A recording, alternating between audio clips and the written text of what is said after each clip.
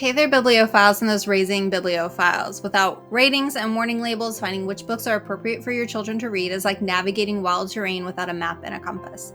I don't know about you, but I have been burned more than once handing my child a book that I thought was clean and appropriate for them to read.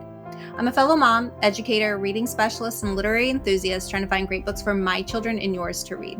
So if you're looking for a real review from a mom with a biblical worldview, then welcome and enjoy this week's book review. So this week's book review is The Runaway King by Jennifer A. Nielsen. And this is the second book in the, I think they call it the Ascendance trilogy. But I think there's more than 3 books in this series, so I'll have to check that out. But anyhow, if you have seen my earlier review for The False Prince, this is book 2 and following up after that.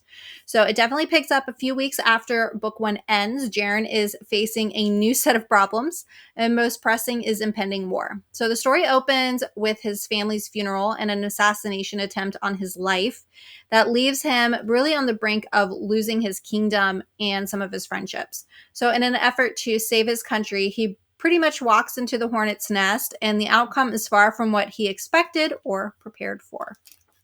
So I'm going to read just a little bit of the opening chapter, sort of as a way of engaging in this story. Give you a little idea of where this is opening and going. I had arrived early for my own assassination. It was the evening of my family's funeral, and I should have already been at the chapel. But the thought of mourning alongside the arrogant coxcombs who would also be there sickened me.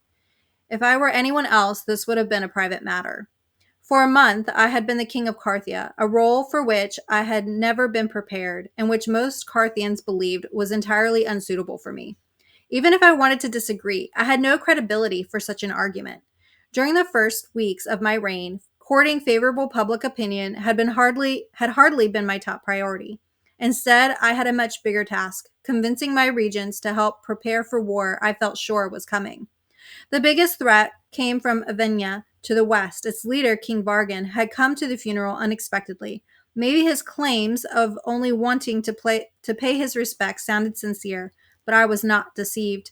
He had grieved more for the loss of his after-supper cake than for my parents and my brother. No, Vargan had come to learn my weaknesses and assess my strengths. He had come to test me. Before engaging in any confrontation with Vargan, I had needed time to think, to be sure of myself. So rather than enter the funeral, I told them to start without me, then escaped here to the royal gardens.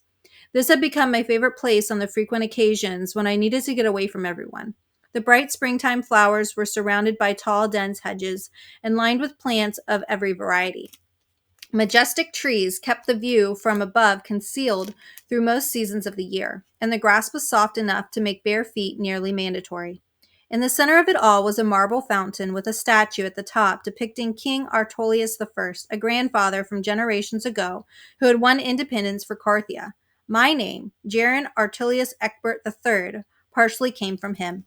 In hindsight, these gardens were the perfect place for a nice and quiet attempted murder. I didn't even consider something as passive as sitting tonight. Overwhelmed with conflicted feelings surrounding the funeral and with Vargan's late arrival, my body was tense, my emotions raw. I needed to climb to work off some energy. I quickly scaled the first level of the castle, using the unevenly cut rocks as grips for my fingers and feet. The lowest ledge at this part of the wall was broad and swallowed up in ivy, but I rather liked that. I could fold myself into the dense leaves and glance out at the garden with the feeling that I was part of it rather than a simple observer. After less than a minute, the gardener's door opened below me. That was odd. It was far too late for a caretaker to be out here, and this ground was forbidden to anyone else unless I invited them in. I crept to the edge of the wall and saw a figure dressed in black, cautiously making his way forward. This was no servant who would have announced himself properly if he even dared enter at all. The figure made a quick survey of the area, then withdrew a long knife and took refuge in some bushes directly beneath me. I shook my head, more amused than angry. Everyone would have expected me to come here for reflection tonight, but they wouldn't have planned for me until after the funeral. The assassin thought he'd have surprise on his side, but now the advantage was mine. So readers will definitely enjoy book 2 if they enjoyed book 1. They're going to be pulled into action and suspense. So readers will remember that in book 1, the pirates of Avenia were hired to kill Jaren when he was a boy. And so the pirates are now part of the expository attempt on Jaren's life when Rodin sides with the pirates and delivers their message and ultimatum to Jaren. Rodin's anger and hatred for Jaren is really immense early in the story. So based on the news delivered by Rodin and the wound that he receives, as well as the impending vote of a steward over Jaren, he decides to leave the castle, and he's determined to infiltrate the pirates in order to save his kingdom. So, despite all the advice from friends and advisors, Jaren is really undeterred in his plan. Ultimately, over the course of the novel, he is successful in infiltrating the pirates, but his confrontation with Rodin leaves him with a broken leg and pretty much a constant bid for death. Jaren is hoping to turn Rodin to his side, and without this pivotal moment, Jaren's kingdom will be lost and he will die. As a spoiler for parents, Rodin does choose to submit himself to Jaren, who ironically also becomes king of the pirates of Avenia. So Jaren's original captain of the guard was a traitor. That's sort of a turning point or a twist in the story. He was trying to seek the throne, and so that's really later revealed. There are definitely some things to mention in the story, so I encourage you to go to my website at holdingsteadfastreaders.com to get more of those details.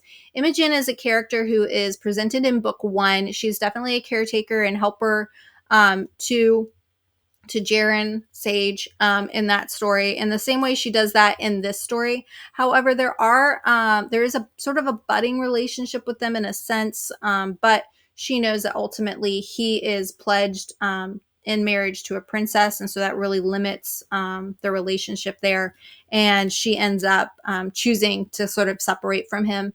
But there are a few instances of things in the story, and like I've said for book 1, I would definitely put this more with teen readers. You'll see some things that would give it to sort of say it's recommended for middle grade, but I would definitely go more with teen. I will say in our local library, it's under young adult fiction, plus the characters are teenagers, so I would definitely put it in that. And with that being said, some of the relationship stuff or things that are presented with Imogen and Jaren, I think are more appropriate for high schoolers. There isn't anything unsavory or bad per se in it, but there are some mentions of some things which you'll find on my website just to make parents aware of between those relationship dynamics, just in case that that's something that you have a reader sensitive to, or you as a family are not wanting to present to your reader. No profanity, nothing like that. I really enjoyed the story. Jaren is definitely a gentleman and desiring to care for others in the story. He's dynamic, he's complex. He's not going to sit around and just wait for things to happen. He's definitely a young man of action, even if his plans are foolish and half thought out. There isn't much in the way of biblical integration with this story. One could maybe explore the way that he's very sacrificial in the way that he tries to protect those that he loves and those in his kingdom. And so that some of that comes along with his relationship with Imogen and that. Again, clean story, no profanity, nothing really too unsavory. Again, there are some mentions with Imogen and Jaren as they're trying to attempt to kind of be deceptive towards other people so that they're not caught. So it kind of creates like an awkward situation in that. Again, just go to my website, holdingsteadfastreaders.com. Scroll down a little bit in the review and you're going to find more information about that specifically. So if your reader enjoyed the first book in the series, I'm definitely would suggest book 2, and I'm sure that they will enjoy that as well. And thank you for joining me for this week's book review.